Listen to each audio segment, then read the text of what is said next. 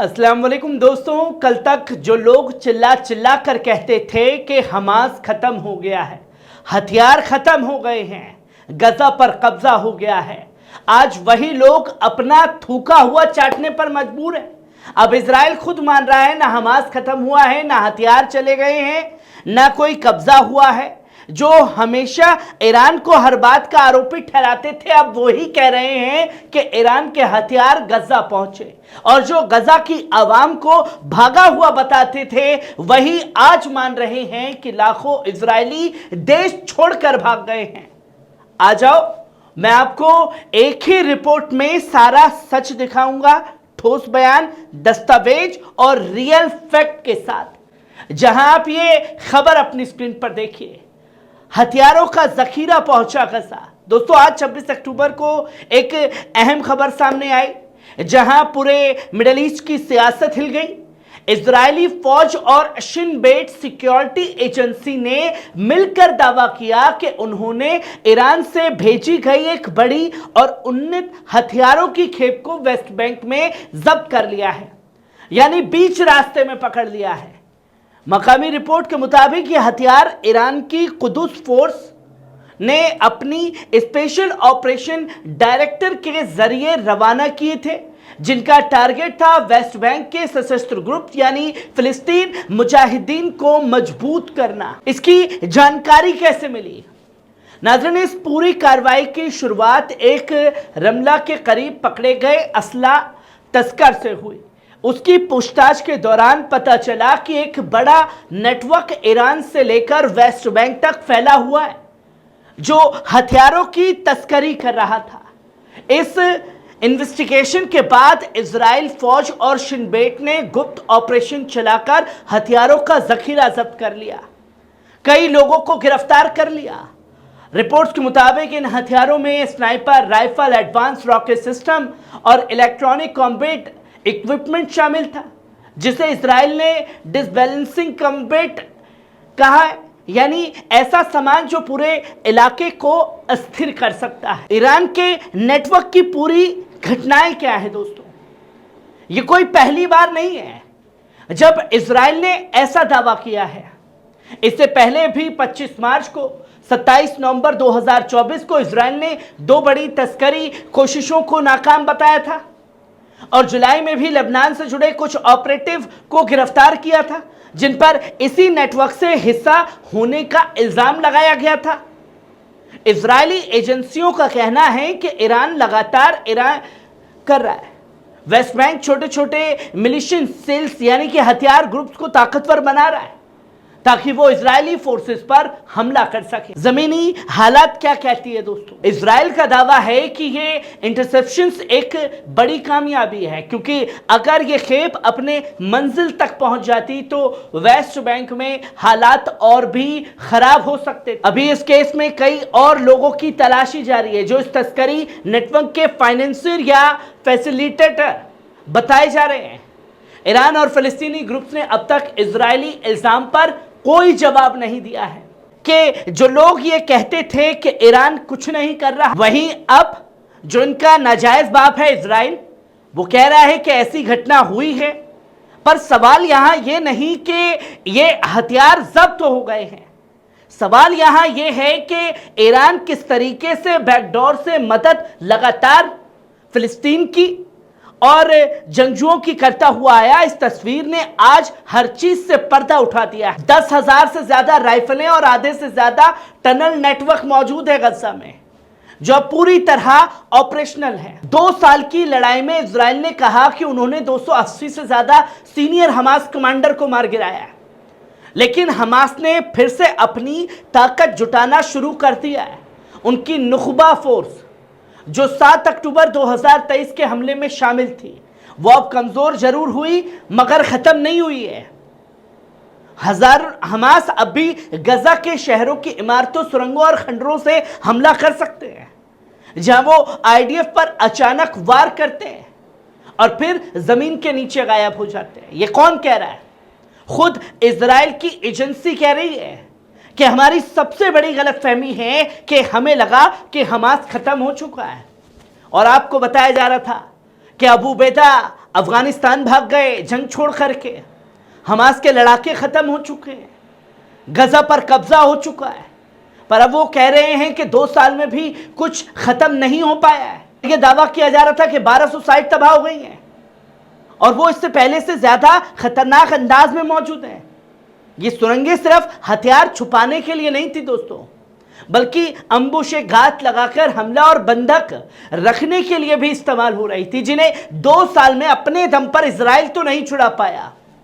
और लोग बड़े बड़े दावे कर रहे थे कि भैया इजराइल इतना मजबूत है कि बंदा भी पैर रखेगा तो बूम करके उड़ा देगा। वो बूम करके उड़ाने वाले बम भी 2 साल में उन टनल को नहीं खत्म कर पाए। कहां से आ रहे हथियार? ये सिक्योरिटी एजेंसी का साफ तौर पर कहना है ये राइफलें, रॉकेट्स ईरान से मिस्र के सिनाई इलाके या समुद्री रास्तों से गजा तक पहुंचाए जा रहे हैं। मैं नहीं कह रहा हूं, खुद अब ईरान के बारे में इजरायली एजेंसी कह रही है कि ट्रक अब शक के घेरे में हैं जो मदद के नाम पर पहुंच रहे हैं। इजरायली अफसरों ने यह आरोप लगाया है हमास इन ह्यूमैनिटेरियन ट्रकों से आने वाले फ्यूल और मटेरियल को मिलिट्री इस्तेमाल में ले रहा है। 19 अक्टूबर को सिपाहियों ने कुछ ऐसे ट्रकों की वीडियो भी बनाई थी जिसमें इजराइल में गुस्सा फैल गया था। इतने सारे लोग मारे गए, बस्तियों में छिपकर इंसानी ढाल बनाकर लड़ाई जारी रखी इजराइल ने, मासूम लोगों को, मजलूम लोगों को निशाना बनाया। अब ये तस्वीरें बिल्कुल साफ है कि जब इजराइल के हथियार खत्म हो रहे थे तो ऐसी कौन सी ताकत थी जो खत्म नहीं हो पाई हमास के पास से। अब ये इंटरनल रिपोर्ट जो है वो चीख चीख करके बहुत कुछ बयां कर रही है। इसका नतीजा क्या है दोस्तों? ये जंग अब हथियारों से ज्यादा इरादों की लड़ाई बन चुकी है, जहां एक तरफ हमास हर हाल में मुकामत का दावा करता है, वहीं इजराइल कहता है कि अमन तभी होगा जब आखिरी टनल भी मिटा दी जाएगी। और मुझे याद है वो दौर, जैसे ही यहिया सिनवार को शहीद करने की बात सामने आई तो बेंजामिन नेतन्याहू बड़े ठाट-बाट से कॉलर को ऊपर चढ़ाते हुए आया कि भाई हमास के लड़ाकों को कहना चाहता हूं कि देखो हमने तुम्हारे जो आका हैं उसे तो मार दिया, अब तुम लोग हथियार डाल दो। पर क्या हथियार डाले? ये सबसे बड़ी तस्वीर थी। और सिर्फ ये गजा के अंदर नहीं है, अब ये तीसरी जो खबर आई है इसने हर किसी को चौंका दिया है। जिस देश के पास सारी ताकत थी, जिसका प्रधानमंत्री ये कह रहा था कि आपको डरने घबराने की जरूरत नहीं है, 2 साल के अंदर लाखों लोग देश छोड़कर भाग गए। 2010 के बाद से सबसे बड़ा पलायन है। इनमें सिर्फ आम लोग नहीं है बल्कि हजारों हाईटेक इंजीनियर, डॉक्टर और रिसर्चर शामिल हैं।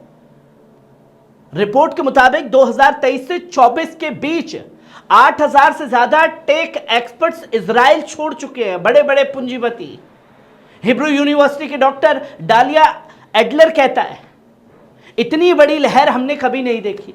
अगर अब भी कदम नहीं उठाया गया तो इजराइल की इनोवेशन और इकोनॉमी को बड़ा नुकसान होगा। जो देश को चला रहे थे वही देश में रहना नहीं चाहते, जंग से थके हुए हैं, दिमाग पूरी तरीके से पगला चुका है।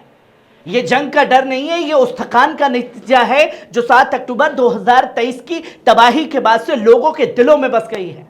एक इजरायली आईटी एक्सपर्ट ने बताया कि वो अपने परिवार को लेकर अमेरिका चला गया, लेकिन कुछ ही महीनों में वापस लौट आया।